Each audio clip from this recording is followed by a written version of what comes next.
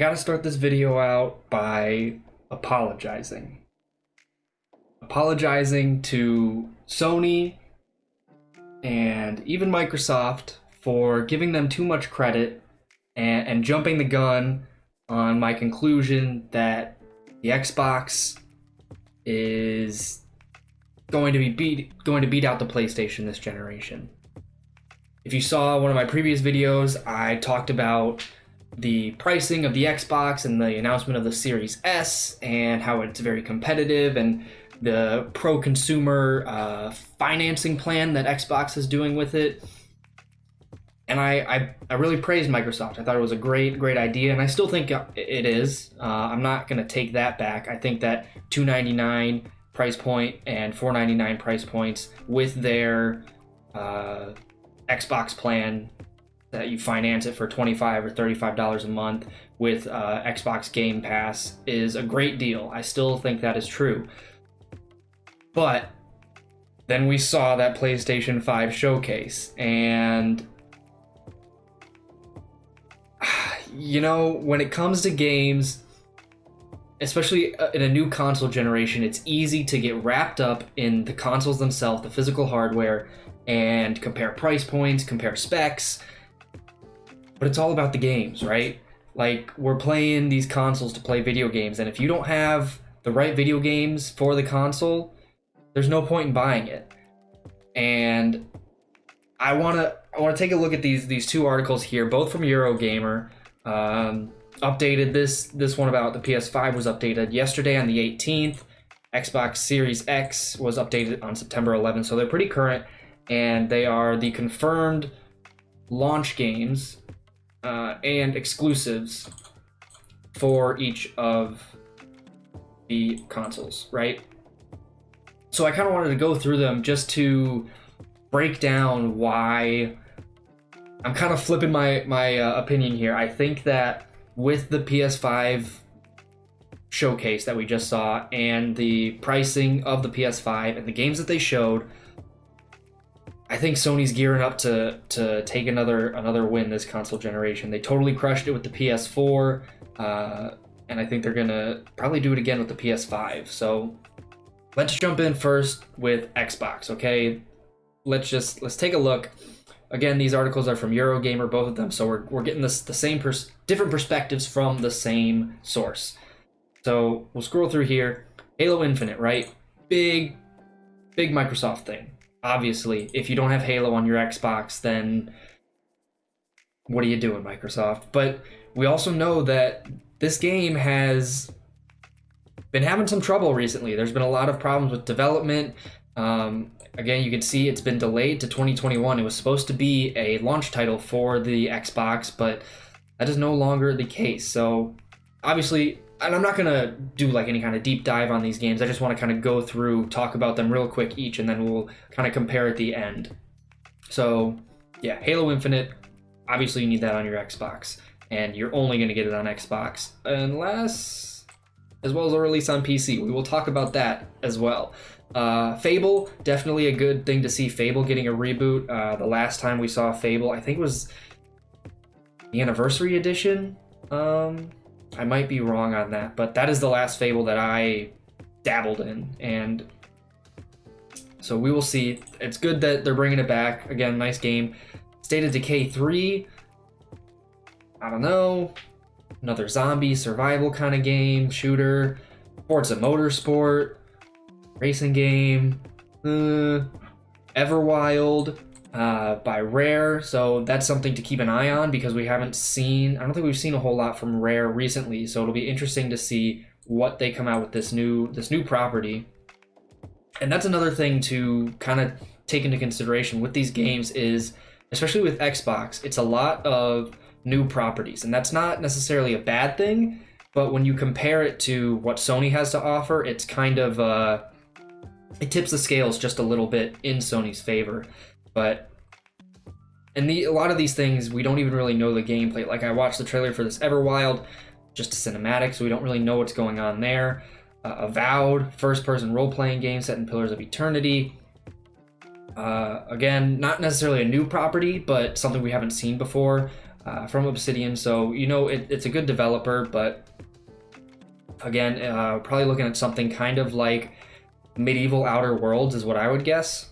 But when you look at the trailer, it's another cinematic. You see arrows flying, nothing too big there.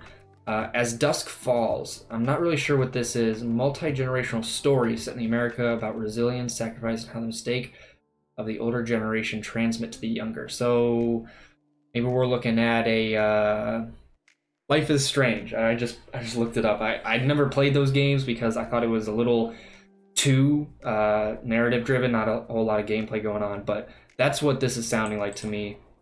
Again, new property, so not too much to go on there.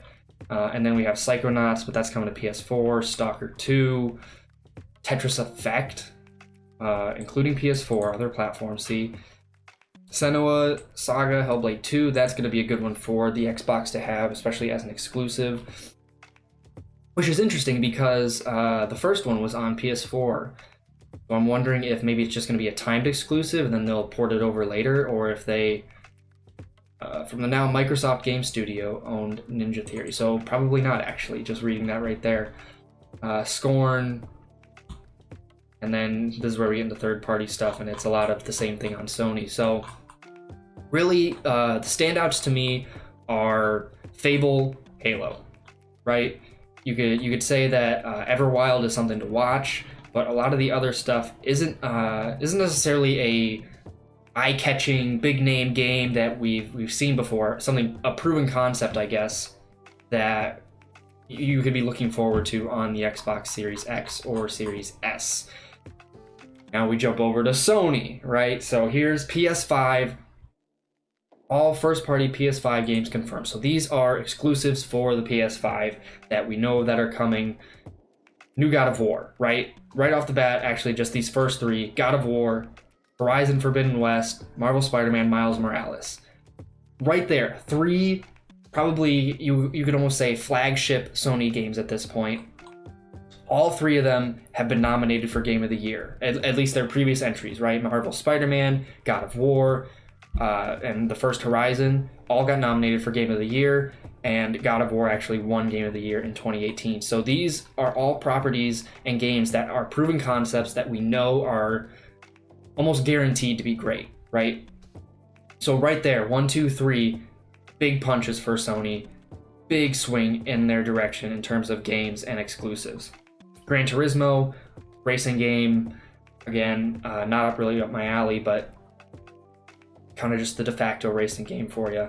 Ratchet and Clank, that looks pretty good. I haven't played Ratchet and Clank games, but seeing what they're doing with the teleporting and stuff, with the powerful SSD in the PS5, it looks like it'll be something to watch. Demon Souls, it's a remake, but it looks gorgeous. I'm not a big fan of the Dark Souls, Demon Souls kind of gameplay. It's a little too slow and not grindy, but just it's not as exciting to me. But either way, people are raving about this game, and it will be a launch title. Interesting thing to note there.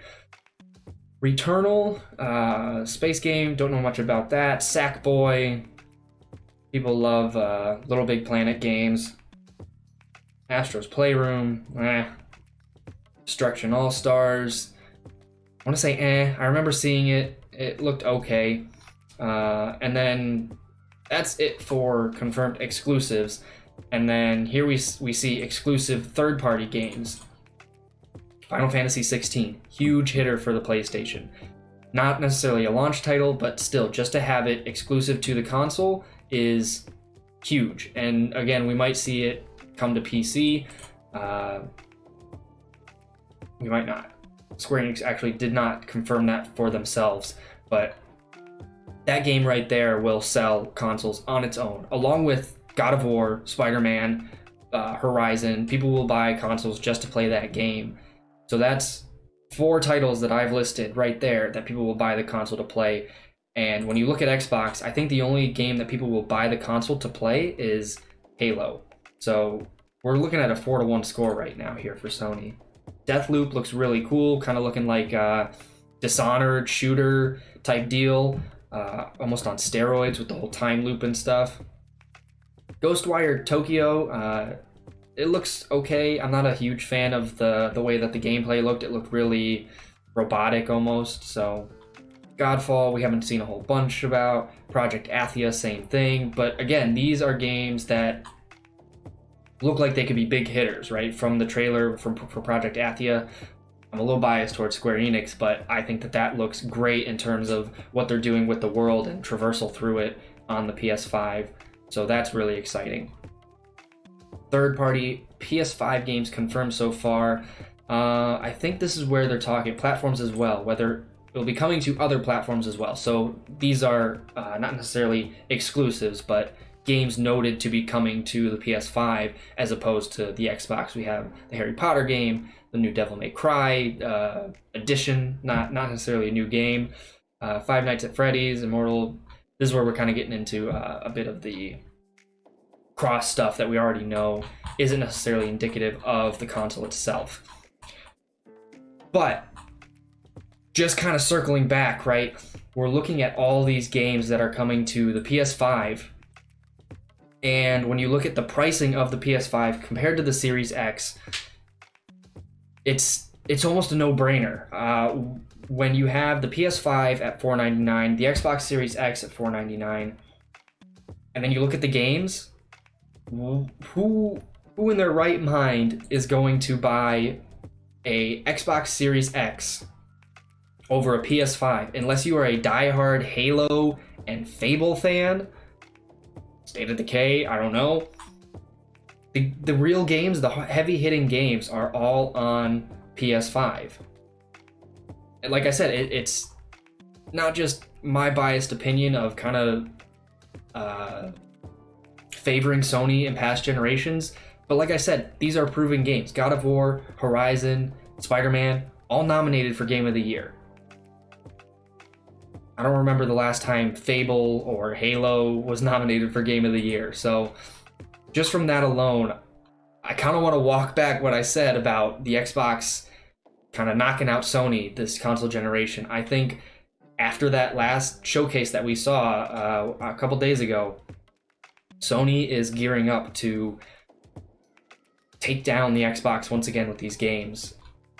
All I know is watching that showcase, I was excited for just about every game they showed, even Call of Duty, which is not an exclusive, but I don't know. The PS5, the games just look a lot more intriguing, a lot more exciting, a lot more worth my $500 for this next console generation. But again, this is all my opinion, my theorizing for what we're going to see in this generation. If you think that the Xbox Series X is just going to blow the PS5 out of the water because better specs or something weird, you think that the aggressive pricing on the Series S is going to kind of push Microsoft over the top, let me know down below. I'd be really interested to see which console you are more excited for. Obviously, I am leaning towards the PS5. Specifically for Final Fantasy 16. I have some more thoughts that I want to share about this game in another video, so be on the lookout for that. But aside from Final Fantasy, Spider-Man, Horizon, God of War, Demon Souls, again, I said I'm not too big on Demon Souls, but a lot of people are. These are games that are going to move consoles, specifically PlayStation 5s. Deathloop even looks really cool. I'm really liking the way that shape is shaping up to be. So yeah, I don't know. That's all I got. Again, let me know what you guys think down below in the comments. And Sony,